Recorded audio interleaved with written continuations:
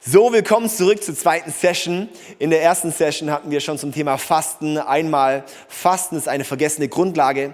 Und das zweite, Fasten ist ein Liebesgeschehen. Und jetzt gehen wir in den dritten Punkt. Und der dritte Punkt ist, Fasten ordnet die Seele unter. Im Psalm 35, Vers 13 heißt es, ich ordnete meine Seele unter mit Fasten. Ich ordnete meine Seele unter, ich beugte meine Seele unter mit Fasten.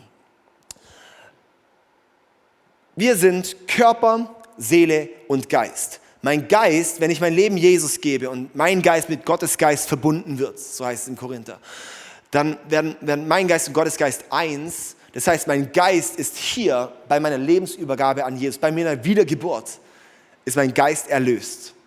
Meine Seele, die ist im Prozess auf dieser Erde erlöst zu werden. Also es wird etwas neu. Das ist, was wir in der Bibel immer wieder lesen, der Kampf zwischen Fleisch und Geist, der Kampf zwischen alt und neu. Ja, was Altes ist eigentlich gestorben und was Neues wird, da passiert etwas, es ist ein Prozess von etwas da. Das heißt, meine Seele, die ist hier auf dieser Erde im Prozess erlöst zu werden, ja, das nennt die Bibel Heiligung. Es wird reiner, es wird göttlicher. Die Seele ist da allerdings oft auch so das Kampffeld in uns. Ja, also das ist da, wo die Kämpfe, wo die Spannungen sind, wo ich merke, hey, irgendwie das eine möchte ich und das andere tue ich. Das ist das Schlachtfeld in uns. Und dann haben wir den Körper noch. Der Körper, der wird auf dieser Erde nicht erlöst. Der Körper wird erst erlöst, wenn Jesus wiederkommt. Ja? Und dort ist die Erlösung von meinem Körper. Was ist die Seele? Die Seele ist mein Wille, mein Intellekt und meine Emotionen. Mein Wille, ich möchte aber. Gott, ich möchte aber dies und das. Ah nee, Gott, du hast gesagt, nein, das möchte ich aber nicht. Ich will, dann mein Intellekt, hat Gott wirklich gesagt? Ich möchte das eigentlich gar nicht so machen. Meine Zweifel, was hat denn Gott sich dabei irgendwie so mein Intellekt. Und dann das dritte, die Emotionen. Ich fühle. Gott, ich fühle es halt gerade nicht so, dir nachzufolgen. Ich fühle es halt gerade nicht so, dich anzubeten. So das Gefühlsgesteuerte, mein Wille, mein Intellekt und meine Emotionen. Und das sind die Dinge, die halten mich davon ab, mit meinem Leben all in mit Jesus zu gehen. Und darum heißt es auch in Römer 12, Vers 1, lasst euch durch Veränderung eurer Denkweise in neue Menschen verwandeln. Und genau diese Veränderung der Denkweise, die brauchen wir. Das heißt, da passiert etwas in unserer Seele. Das heißt, unsere Seele ist das Arbeitsfeld für uns als Christen.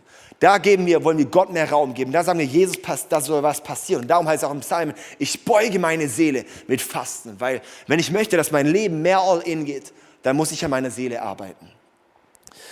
Und beim Fasten sage ich quasi, so Seele, meine ganzen Wünsche, mein ganzes Denken, meine ganzen Emotionen, sage ich jetzt mal, hey, das Ungöttliche davon, der gottgetrennte Teil, der gottlose Teil, hey, der darf jetzt leiser werden. Der darf ein bisschen runterfahren. Und was dann passiert ist, dass unser Geist hungrig wird, unser Geist laut wird. Wir haben Appetite, verschiedene Appetite in unserem Leben. Und wenn wir die körperlichen Appetite und die seelischen Appetite ein bisschen leiser machen, hat mein geistlicher Appetit viel mehr Kapazitäten. Und das passiert beim Fasten. Meine körperliche, meine seelischen Appetit, den möchte ich ein bisschen aushungern, dass mein geistlicher Appetit größer und lauter werden kann. Das heißt, wenn die Seele leise wird, wird der Geist laut. Und das ist das Geniale beim Fasten, weil da passiert etwas.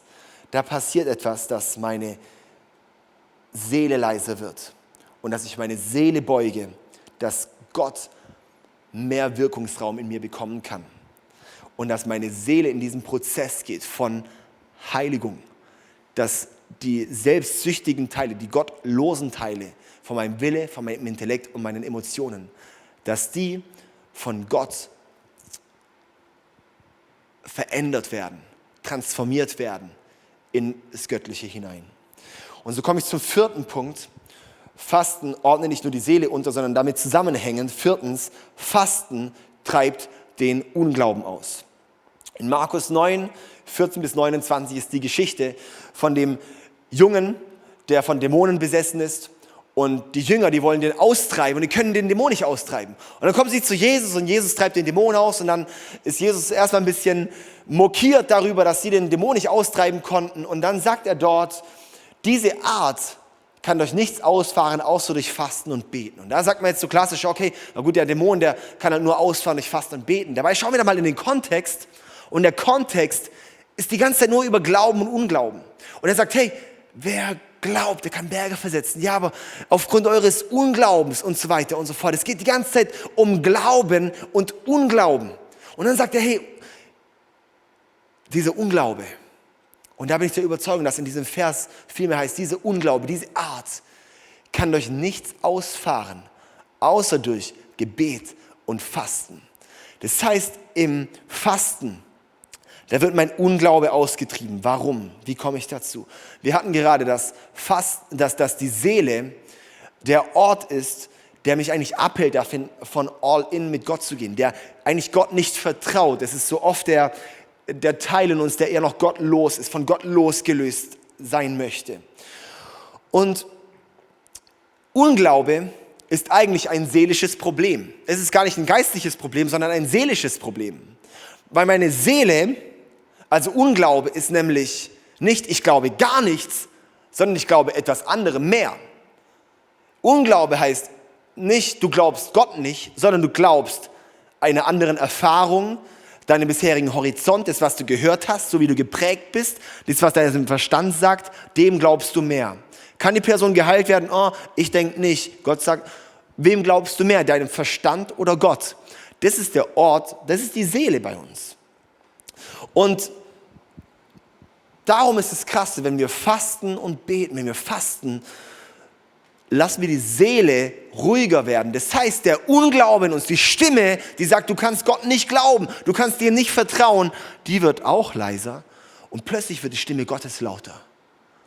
Und das ist der Grund, warum wir fasten, so viele Durchbrüche passieren, warum schon in meinem Bekanntenkreis Dutzende Männer frei wurden von Pornografie, warum so viele Leute schon geheilt worden sind, einfach im Fasten, weil da passiert etwas in unserem Glauben. Und da passiert etwas mit unserem Unglauben. Da wird die Seele leiser und der Geist wird lauter. Es ist eine körperliche Aktion der Seele mit einer geistlichen Reaktion darauf.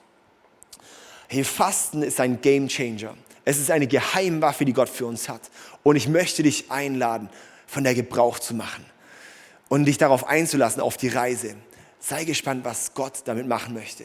Und ich bin gespannt, wie wir in unserer deutschen Christenheit wirklich einen Unterschied machen werden, wenn wir die Geheimwaffe vom Fasten entdecken. Alles Gute und Gottes Segen dir. Ciao, ciao.